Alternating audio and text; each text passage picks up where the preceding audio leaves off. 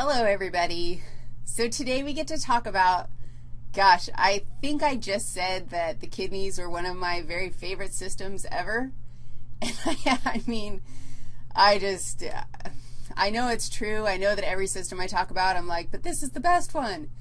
And the reproductive system, I mean, who cannot say this is their favorite system? I mean, it really is quite fascinating. So, we can start this conversation by admiring some artwork from my son. This was done, he's now 10, and this was done 5 years ago when he was a little 5-year-old kindergarten slime. And I was prepping for a lecture one night in the living room, and he was supposed to be asleep.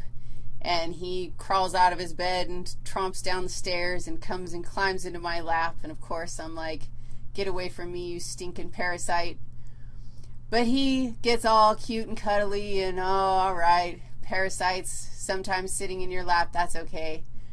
And he looks at the picture of what I'm, prepping for my anatomy or my physio class the next morning, and he sees this.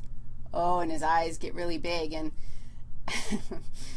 my friends and their children all know that reproduction, the reproductive system, all things body, in my household we talk about everything and have since they came out of my body.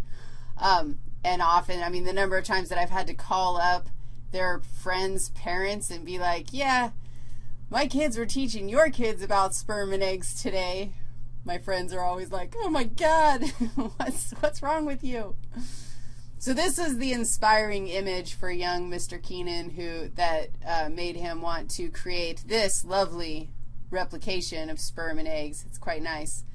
And it's always nice to draw my brain back to those cute little days. He was a rather avid artist and actually drew pictures of cadavers that he gave to his kindergarten teacher. That caused a couple of conversations as well. So the reproductive system, I'm, a huge fan. It's fascinating. And it's the only system, obviously, where we divide up our conversation by male humans and female humans. And in spite of doing that, and we will carry it through, we're going to start out by looking at gross anatomy. We're going to follow up with gamete formation. I mean, Keenan would love it. We're going to talk about how we're going to make sperm and eggs.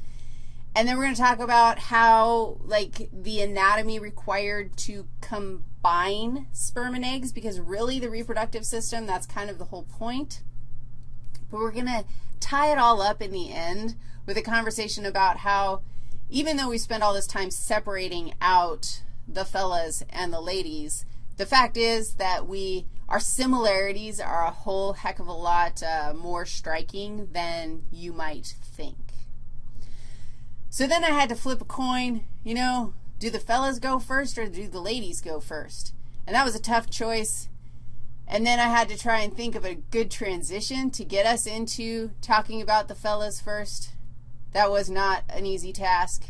I don't think I was successful. All my transitions ended up being inappropriate. So let's just say now we will talk about male anatomy.